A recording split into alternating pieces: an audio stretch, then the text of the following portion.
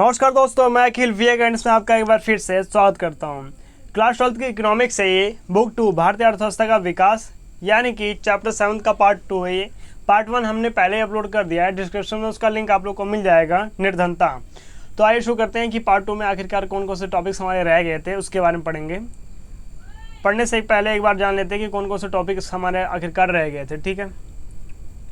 तो पहला टॉपिक हमारा है निर्धनता क्या है। ये सब हमने पहले करवा दिया। और निर्धनता के कौन कौन से आखिरकार क्या किस प्रकार से थे, निर्धनता रेखा क्या थी, भारत में निर्धनता की प्रवृत्ति और निर्धनों की संख्या और इसके मुख्य रूप से कौन कौन से प्रतिशत थे, उनके बारे में बताया गया है। और चौथा हमारा है निर्धनता के कारण। यहाँ तक हमने फर्स्ट पार्ट में करवा दिया था। अब यहाँ से हम पाँचवा और छठा हमारा रह रहा है। और निर्धनता को दूर करने के लिए कौन कौन से उपाय आखिरकार आए और सरकार के द्वारा निर्धनता तथा बेरोजगारी को दूर करने के लिए अपनाए गए कौन कौन से उपाय थे, और निर्धनता वनोन्मूलन कार्यक्रम क्या है, इसके बारे में जानेंगे। ठीक है, तो पहला हमारा टॉपिक है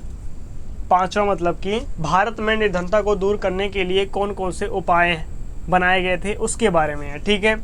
तो आइए शुरू करते हैं। तो शुरू करने से पहले हम ये जान लेते हैं कि यहाँ मुख्य रूप से 4 प्रकार की श्रेणियों में वर्गीकृत किया गया था। इसे कौन कौन सी श्रेणी थी एक बार जान लेते हैं। पहला हमारा है जीडीपी में वृद्धि तथा निर्धनता का सामना करना। किस प्रकार से आखिरकार जीडीपी की अधिक मात्रा में वृद्धि हो रही थी और उसका किस प्रकार से निर्धनता का सामना कर रहे थे लोग, उसके बारे में बताया गया है। और दूसरा हमारा पॉइंट है जनसंख्या का नियंत्रण, यानी कि जनसंख्या को बहुत ही अधिक मात्रा में नियंत्रण करना जरूरी था, उसके बारे में बताया गया है। करके निर्धनता को दूर करने का मुख्य रूप से एक ये उपाय सोचा गया था। और तीसरा टॉपिक हमारा है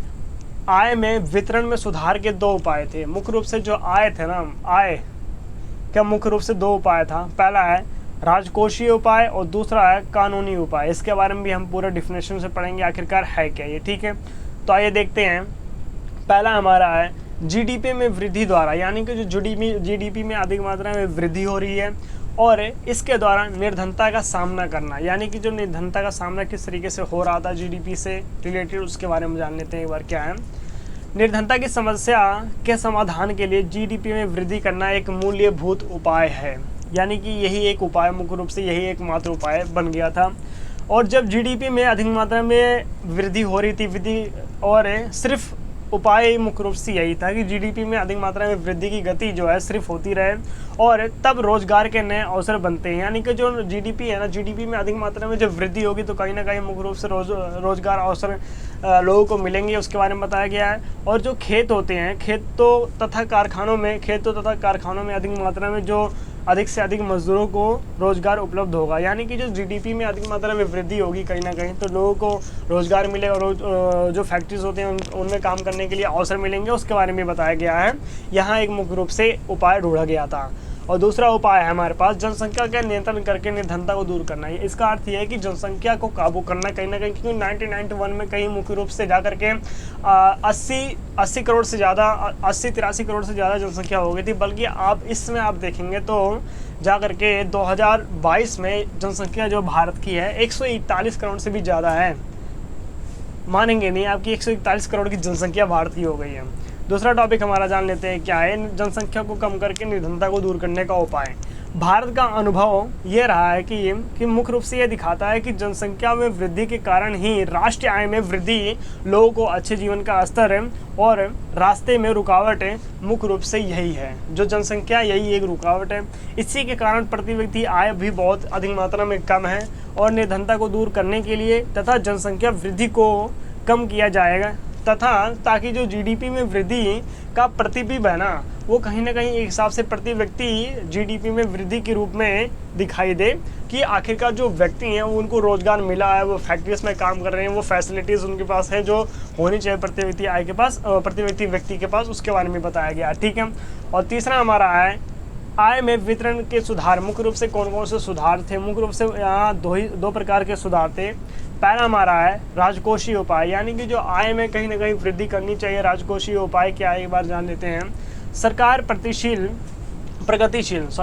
प्रगतिशील कर संरचना को अपनाए। इससे हमारा मतलब यह है कि धनी वर्ग की आय पर ऊंची दर लगाना। इसका अर्थ ये है कि जो मुख्य रूप से ज़्यादातर व्यक्ति जो धनी है ना, उनको मुख्य रूप से कर लगाया जाए और निर्धन व्यक्ति को आय जो कर प्राप्त हो रहा है उससे कहीं ना कहीं जो गरीब व्यक्ति है उसको कहीं ना कहीं मुनाफा मिल पाए, ऐसा उन्होंने कहा है, ऐसा उन्होंने बताया गया है, ऐसा इसमें बताया गया राजकोषीय उपाय में, ठीक है। और निर्धनता वर्ग द्वारा खरीदे जाने वाले वस्तुओं पर अधिक मात्रा में सहायता मिल सके, यानी कि जो गरीब व्यक्ति जो होता है मुख्य रूप से जो वस्तुओं को खरीद रहा है उसको जीएसटी ना देना पड़े, ज़्यादा टैक्सेस ना देना पड़े, जैसे कि CGST हो गया, IGST हो गया, SGST हो गया, मुख्य रूप से इन सबको ना देना पड़े, इसलिए ये राजकोषीय घाटा या उपाय अपनाया गया था, ठीक है। कानूनी उपाय, कानून के तौर पर किस प्रकार से उपाय अपनाया गया था इसके बारे में जान लेते हैं। यहाँ कानूनी उपाय से अभिप्राय, यानी मुख्य रूप से यहाँ उपाय है कि न्यूनतम मजदूरी अत्यंत और एक नियम से है जिसके अनुसार मालिकों के लिए यहाँ अनिवार्य किया जाएगा कि वह अपने कर्मचारियों का जो अनुबंधित न्यूनतम मजदूरी है ना, कम से कम इसको दे। जो कानूनी उपाय का अर्थ यह है कि कोर्ट के द्वारा किस प्रकार से आगे और संविधान के द्वारा, संविधान में भी लिखा गया मुख्य रूप से कि जो प्रति व्यक्ति आय होता है और सरकार के द्वारा भी ये आदेश दिया जाता है कि जो प्रति व्यक्ति आय होता है कम से कम एक व्यक्ति को उतनी देनी चाहिए कि वो अपने रोजगार को मुख्य रूप से जी सके, अपनी मतलब रोजी रोटी जो है उसको चला सके। एक महीने की जो सैलरीज होती हैं उन पे अधिक मात्रा में जो फैक्ट्रीज होती हैं, जो मालिकों होते हैं, उनको बताया गया है कि ऐसा कि उनकी सैलरीज पे कहीं ना कहीं आप लोग वृद्धि कीजिए। हालांकि गांवों से आप लोग ज़्यादा लेते ही लेते हैं, लेकिन उनकी सैलरीज पे भी कहीं ना कहीं बहुत ज़्यादा वृद्धि कीजिए। इसके बारे में कानूनी उपाय मुख्य रूप से शामिल किया गया है, ठीक है। वो हमारा दूसरा उपाय था, पहला था राजकोषीय उपाय और दूसरा था हमारा कानूनी उपाय, ठीक है। अगला टॉपिक हमारा है भारत में निर्धनता से मुक्त, यानी कि भारत में निर्धनता से मुक्त पाने के लिए रोजगार सृजन करने वाले कार्यक्रम क्यों महत्वपूर्ण होते हैं, यानी कि जो कार्यक्रम चलाए जाते हैं ना, किस तरीके से आखिरकार जो महत्वपूर्ण होते हैं, जो भारत में पाए जाने वाले रोजगार सृजन के लिए होते हैं, उसके बारे में बताया गया है। तो पहला हम जान लेते हैं, पहला हमारा टॉपिक है निर्धनता और रोजगारी में एक कारण प्रभाव संबंध। इसका अर्थ यह है कि निर्धनता और रोजगार कहीं ना कहीं एक मुख्य रूप से ये भी कारण रहे हैं कि निर्धनता और रोजगारी, निर्धनता गरीबी के कारण और रोजगारी भी मुख्य रूप से गरीबी के कारण तो लोग गाँव नहीं मिल रहा है, इसके प्रति है, ठीक है। तो एक कारण प्रभाव संबंध, यानी कि कहीं ना कहीं एक हिसाब से इनका संबंध रहा है, प्रभाव रहा है। इसके बारे में जान लेते हैं क्या है। यदि हम बेरोजगारी वनोन्मूलन कर दें, यानी कि बेरोजगार कर दें, सभी व्यक्तियों को वनोन्मूलन कर दें तो गरीबी दूर हो जाएगी। इसका अर्थ यह है कि यदि बेरोजगारी वनोन्मूलन कर दें कि जाओ आज़ादी मुख्य रूप से आप लोग को है, इसलिए भारत सरकार ने गरीबी कम करने के लिए रोजगार सृजन कार्यक्रम शुरू किए हैं कि कहीं ना कहीं एक हिसाब से जो लोग हैं उनको मुख्य रूप से जो है कि कहीं ना कहीं काम मिल सके, फैक्ट्रीज में हो गया, कारखाने में हो गया या फिर खेतों में हो गया, किसी ना किसी तरीके से ढेर सारी स्कीम्स निकाल देगी सरकार की, लोग कहीं ना कहीं रोजगार मिले, उनको पैसे मिले काम करने के, ठीक है। यहाँ आवश्यक ही है कि व्यक्ति आय के सावधानियाँ रोजगार के साधन के आयु जो होती है उपस्थित में ही निर्धन होते हैं। यदि सरकार उसके लिए रोजगार का प्रबंध कर देती है तो चाहे मजदूरी रोजगार, चाहे सरकार जो होती है शोर रोजगार के रूप में माने तथा निर्धनता के दुष्चक्र के रूप में बाहर आ सकते हैं। या इसका अर्थ यह है कि जो सरकार होती है ना, मुख्य रूप से अगर उन व्यक्तियों को काम प्रोवाइड करते हैं, काम देते हैं किसी भी व्यक्ति को, मान लीजिए जनसंख्या भारत की ज़्यादा है तो उनको कम करने के लिए मतलब मुख्य रूप से इसका अर्थ यही है कि काम ज़्यादा से ज़्यादा फैक्ट्रीज, मैन्युफैक्चरिंग से हर एक चीज़ काम ज़्यादा से ज़्यादा हो भारत में, जिससे कि उन लोगों को रोज़गार मिल सके। किसी भी फैक्ट्री एरिया में, किसी भी चीज़ में, किसी भी एरिया में जा सकते हो जिससे काम करने के लिए उन्हें मिले, तभी उनका जो रोज़गार है वो चल सकेगा, रोजी रोटी। मुख्य रूप से जैसे कि आप ये मान सकते हैं कि गांव में अधिक मात्रा में जो मनरेगा होता है ना, ये चलाया जाता है। ये प्रधानमंत्री अटल बिहारी वाजपेयी के समय में चालू किया गया था, जो मनरेगा के रूप में था, कि किस प्रकार से लोग जो गांव में सड़कें होती हैं किस प्रकार से बनवाई जाती थी और जो दिहाड़ी के रूप में वो काम करते थे, जो मजदूर लोग होते थे, और निर्धनता और रोजगारी किस प्रकार से आखिरकार थी इसके बारे में बताया गया है। और जो लोग अधिक मात्रा में निर्धन है ना, जो बिल्कुल कुछ नहीं काम कर रहे हैं, जो मतलब प्यासे के लिए भी इधर उधर अधिक मात्रा में घूम रहे हैं, उसके बारे में बताया गया है। बल्कि गांव में तो काफ़ी अच्छा कर दिया है कि किस प्रकार से आखिरकार दिहाड़ी पे काम कर रहे हैं बंदे, तो 200-250 रुपये प्रति व्यक्ति को प्रतिदिन मिल जाता है। आगे देखते हैं, इस डायग्राम से आप समझ सकते हैं कि किस प्रकार से जो लोग थे ना, ज़्यादा उस समय गरीब थे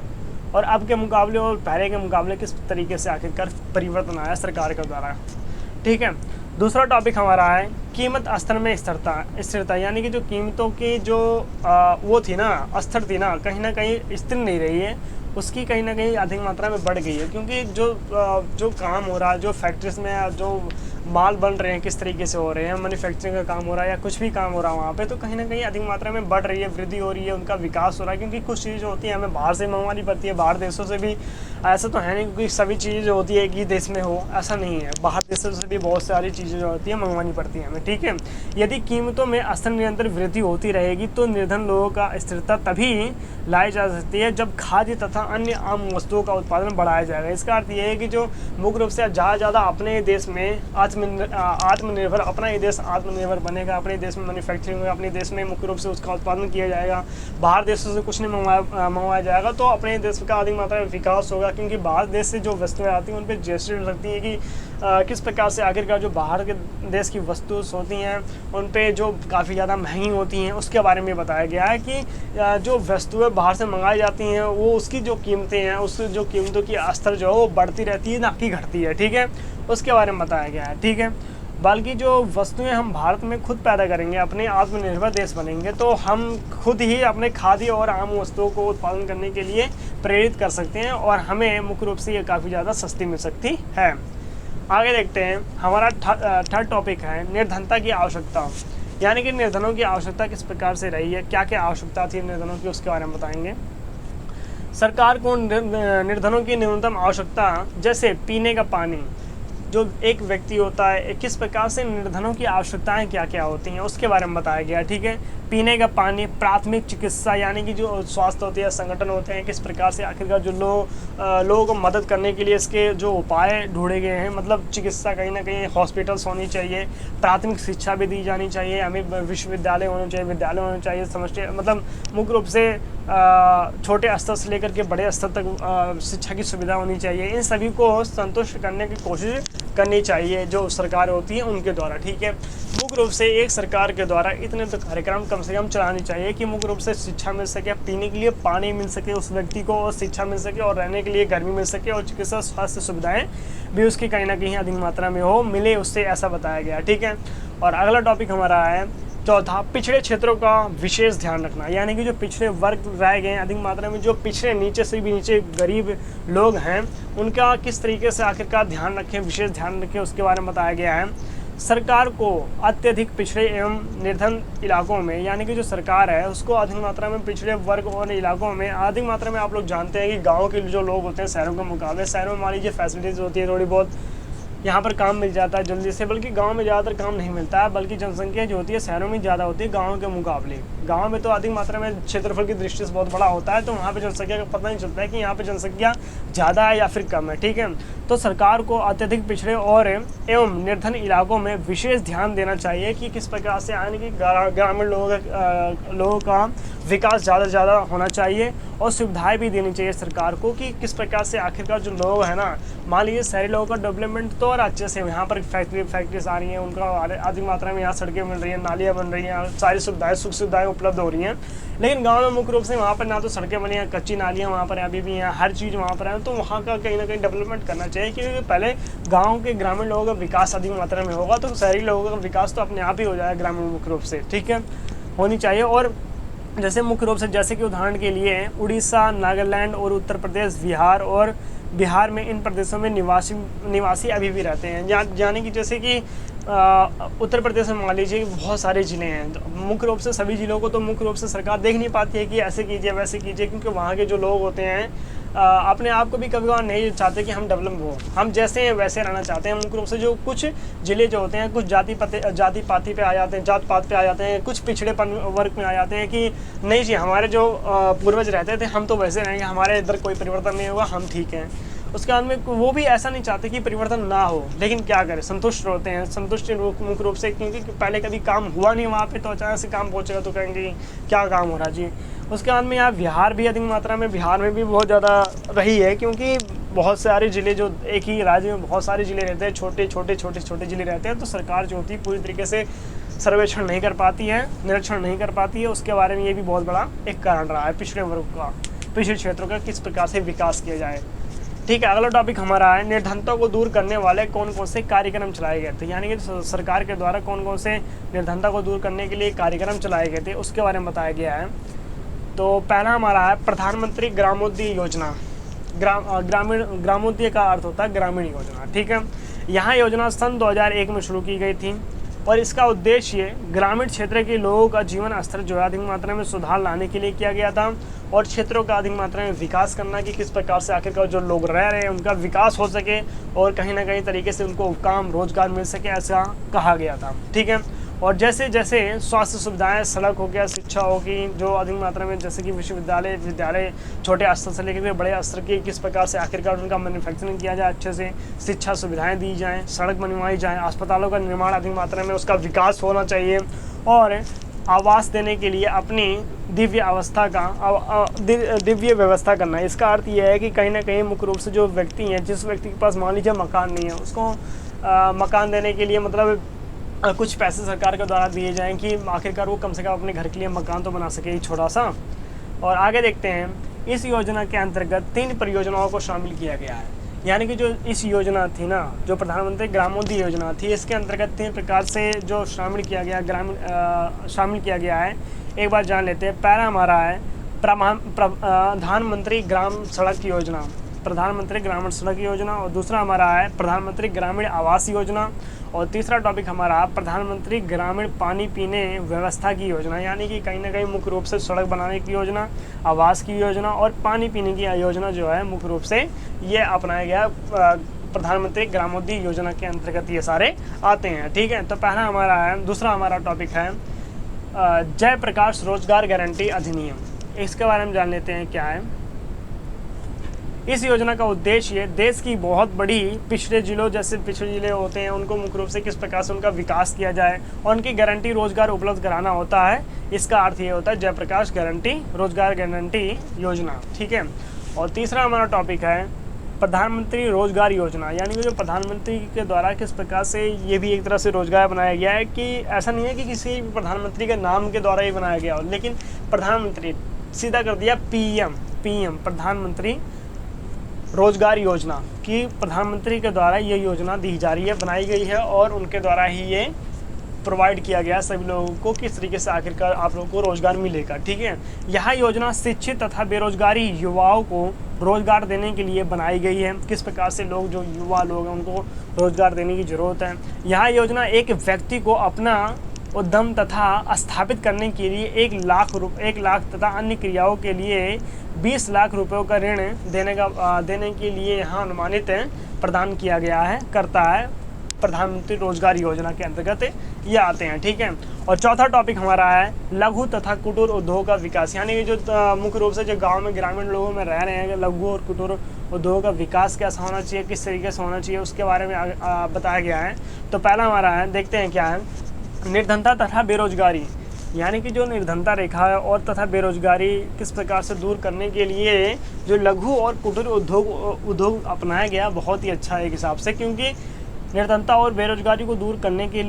के उद्देश्य से सरकार द्वारा लघु और कुटीर उद्योग का विकास करना हेतु लघु और कुटीर उद्योग का कहीं ना कहीं हिसाब से फैलाना भी बहुत ज़्यादा ज़रूरी है कि आखिर मात्रा में पूरे देश में फैलेगा तो कहीं ना कहीं एक हिसाब से जो बेरोजगारी है बहुत अधिक मात्रा में कम होगी, उसके बारे में बताया गया। इसके माध्यम से कई विशेष उपाय भी किए गए हैं। इसे लघु तथा कुटीर उद्योग का विकास कहा जाता है। और पाँचवा हमारा टॉपिक है न्यूनतम आवश्यकता कार्यक्रम, यानी कि जो न्यूनतम आवश्यकताएं हैं ना, सिर्फ उन्हीं को ही सरकार के द्वारा प्रोवाइड करना, जो लोग हैं उनको, उसके बारे में ही बताया गया है सिर्फ। ठीक है, तो जानते हैं क्या है। 5वीं योजना में निर्धनता को दूर करने के जीवन स्तर को ऊंचा उठाने के लिए तथा न्यूनतम आवश्यकताओं को कार्यक्रम लागू किया गया तथा इस कार्यक्रम की शुरुआत शिक्षा, ग्रामीण स्वास्थ्य, ग्रामीण जो अधिक मात्रा में जो लोग हैं उनको अधिक मात्रा में शिक्षा मिलनी चाहिए पहले तो, उसके बाद में अधिक मात्रा में स्वास्थ्य मिलना चाहिए, जो ग्राम है ग्रामीण में रहने के लिए सरकार के द्वारा सुविधाएं मिलनी चाहिए, आवास के लिए घर मिलना चाहिए, उसके बारे में बताया गया है। ठीक है, जलापूर्ति, अधिक मात्रा में जल पीने के लिए, शुद्ध जल पीने के लिए पानी मिलना चाहिए और ग्रामीण सड़क का भी मुख्य रूप से उसका निर्माण करना चाहिए और इसका अर्थ ये है कि न्यूनतम आवश्यकताएं कार्यक्रम, इसका अर्थ ये है कि जो एक व्यक्ति होता है, एक व्यक्ति को मुख्य रूप से कौन कौन से सरकार के द्वारा क्या क्या कार्यक्रम, न्यूनतम कार्यक्रम क्या क्या चाहिए कि हमें इतना ही आप प्रोवाइड कर दीजिए, हमारे लिए इतना ही काफ़ी है। ठीक है, तो निर्धनता के मुख्य रूप से इसकी आवश्यकताएं यही है कि हमें शिक्षा चाहिए, ग्रामीण चाहिए, गांव में रहने के लिए हमें घर चाहिए, स्वास्थ्य सुविधाएं चाहिए, अस्पताल चाहिए, हॉस्पिटल्स चाहिए, जल पीने के लिए अच्छी मात्रा में जो अच्छी क्वालिटी का पानी होता है वो चाहिए, सड़क का निर्माण अच्छी तरीके से होनी चाहिए, उसके बारे में बताया गया। और विद्युतीकरण और अधिक मात्रा में हमें बिजली का भी अधिक मात्रा में उजाला चाहिए, मतलब अंधेरा नहीं होना चाहिए, उजाला अधिक मात्रा में चाहिए। और ग्रामीण आवास इन सभी का सुविधाएं करने का मतलब एक हिसाब से निर्णय लेती है, तथा इसे ही न्यूनतम आवश्यकता कार्यक्रम कहा जाता है कि न्यूनतम स्तर तक तो हमारा कम से कम आप लोग विकास कीजिए, उसके बारे में बताया गया। ठीक है, और छठा टॉपिक हमारा है महात्मा गांधी राष्ट्रीय ग्रामीण रोजगार गारंटी अधिनियम मनरेगा। अभी मैंने आप लोगों को बताया था पहले कि डायग्राम के द्वारा समझा दें कि मनरेगा में किस प्रकार से लोग अधिक मात्रा में काम कर रहे हैं। मनरेगा मुख्य रूप से ये ग्रामीण लोगों के लिए होता है जो मुख्य रूप से वहाँ पर दिहाड़ी मारते हैं, दिहाड़ी करते हैं, तो वही होता है, उसे ही मनरेगा कहा गया है। महात्मा गांधी राष्ट्रीय ग्रामीण रोजगार अधिनियम मनरेगा, यहाँ देखते हैं इसकी डिफिनेशन क्या है। इस अधिनियम के अंतर्गत वह सभी व्यक्ति जो न्यूनतम मजदूरी दर काम करने से इच्छुक होते हैं अधिक मात्रा में, इन्हें 100 दिनों तक न्यूनतम अवधि के लिए, यानी कि 100 दिनों तक, यानी मान लीजिए किसी भी गांव में हो रहा है, 100 दिनों तक होता है ये काम, 100 दिन के लिए काम किया जाएगा। और जो रोज़गार प्राप्त करना चाहते हैं वह उन ग्रामीण क्षेत्रों में पहुंचना होगा जहां पर ये कार्य चल रहा है, और रोजगार कार्यक्रम शुरू किया जा रहा है। ठीक है, और इन योजनाओं के अंतर्गत वर्तमान वित्तीय वर्ष में 14 जनवरी 2018 तक के 4.6 करोड़ परिवार को रोजगार प्राप्त हुआ, यानी कि कहीं ना कहीं बहुत ही अधिक मात्रा में विकास हुआ है, क्योंकि 14 जनवरी से लेकर के 2018 तक, 18 से पहले अगर आप देखेंगे तो किस तरीके से जो लोग किस प्रकार से अगर जो विकास की दर थी ना बहुत ही कम थी, लेकिन जो मनरेगा आया कहीं ना कहीं जो लोग रह रहे हैं, औरतें रह रही हैं, जो अधिक मात्रा में महिलाएँ काम करती हैं, उसके लिए भी कहीं ना कहीं एक हिसाब से बहुत ज़्यादा पॉइंट ऑफ व्यू से कहा जा सकता है कि रोज़गार प्राप्त हुआ है। ठीक है, लोग किस प्रकार से काम करते हैं उसके बारे में बताया गया है, क्योंकि इसकी दिहाड़ी भी मुख्य से 25, 250-300 के आसपास होती है, सरकार के द्वारा दिया जाता है पूरे दिन के लिए। ठीक है, आगे देखते हैं। तो हमारा ये चैप्टर पूरी तरीके से ख़त्म हो गया है। वीडियो को शेयर जरूर कीजिएगा, लाइक और कमेंट करके जरूर बताइएगा आप लोग को वीडियो कैसी थी, आखिरकार कमेंट जरूर कीजिएगा। और हमारा यहाँ 7 चैप्टर जो है पूरी तरीके से ख़त्म हो गया है, और अब मैं आपसे अगली वीडियो में मिलूँगा, तब तक के लिए जय हिंद, जय भारत।